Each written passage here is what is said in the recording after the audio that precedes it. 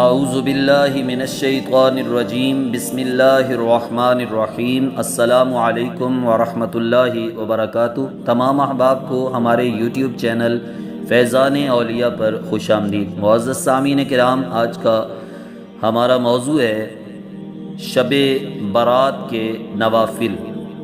اٹھو مردان شب بیدار، مشغول عبادت ہو، عبادت کے لیے جو سب سے بہتر ہے وہ رات آئی ہے صلاۃ الخیر۔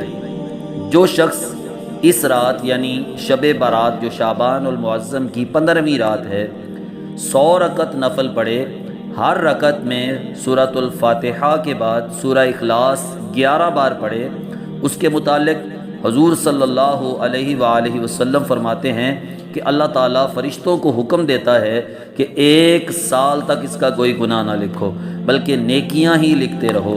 اس نماز کو صلاۃ الخیر کہتے ہیں۔ اور اس کے بارے میں حضرت خواجہ حسن بصری رحمۃ اللہ علیہ آپ فرماتے ہیں کہ میں نے حضور سید دو عالم صلی اللہ علیہ وآلہ وسلم کے 30 صحابہ سے سنا ہے کہ جو شخص اس نماز کو پڑھے گا اللہ تعالیٰ اس کی طرف رحمت کی 70 نظریں فرمائے گا، ہر نظر کے ساتھ 70 حاجتیں پوری فرمائے گا، اور سب سے چھوٹی حاجت گناہوں سے پاک فرمانا ہے۔ اس کے بعد 14 رکعت نفل۔ اس کو پڑھنے کا طریقہ یہ ہے کہ حضرت علی رضی اللہ تعالیٰ عنہ فرماتے ہیں کہ میں نے شعبان کی 15ویں رات حضور اکرم صلی اللہ علیہ وآلہ وسلم کو دیکھا، آپ نے 14 رکعت نماز نفل پڑھی، پھر آپ نے بیٹھ کر سورہ فاتحہ، سورہ اخلاص، سورہ فلق، سورۃ الناس 14 بار پڑھی، پھر آیت الکرسی 1 بار پڑھ کر لقد جاءکم رسول من انفسکم پوری آیت پڑھی۔ اس سے فارغ ہو کر نبی کریم صلی اللہ علیہ وآلہ وسلم نے فرمایا، اے علی، جو ایسا عمل کرے جیسا کہ میں نے کیا ہے تو اس کو 20 مقبول حجوں اور 20 سال کے روزوں کا ثواب ملے گا۔ 8 رکعت نفل پڑھنے کا طریقہ۔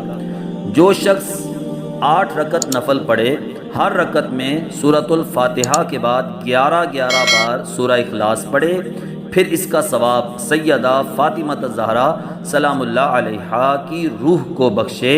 تو اس کے متعلق حضرت فاطمہ الزہرا سلام اللہ علیہا فرماتی ہیں کہ میں جنت میں اس وقت تک قدم نہیں رکھوں گی جب تک اس کی شفاعت نہیں کروا دوں گی۔ 12 رکعت نفل۔ شب برات کی رات 12 رکعت نفل اس انداز میں پڑھیں، اس طریقے سے پڑھیں۔ حضور صلی اللہ علیہ وآلہ وسلم نے فرمایا کہ جس نے 12 رکعت نفل پڑھے، ہر رکعت میں سورۃ الفاتحہ کے بعد 10 مرتبہ سورہ اخلاص پڑھی تو اس کے تمام گناہ مٹا دیے جاتے ہیں اور اس کی عمر میں برکت ہوتی ہے۔ اور اس کے بعد 15ویں شعبان کا روزہ۔ حضور سید المرسلین صلی اللہ علیہ وآلہ وسلم نے فرمایا، جس نے 15 شعبان کا روزہ رکھا اسے 2 سال، ایک گزشتہ اور ایک آئندہ سال کے روزوں کا اللہ کریم ثواب عطا فرمائے گا۔ اللہ کریم ہم سب کو 15 شعبان المعظم کی اس بابرکت رات عبادت کرنے اور اللہ پاک کی بارگاہ میں حاضر ہو کے توبہ و استغفار کرنے کی توفیق عطا فرمائے۔ آمین بجاہ النبی الکریم الامین۔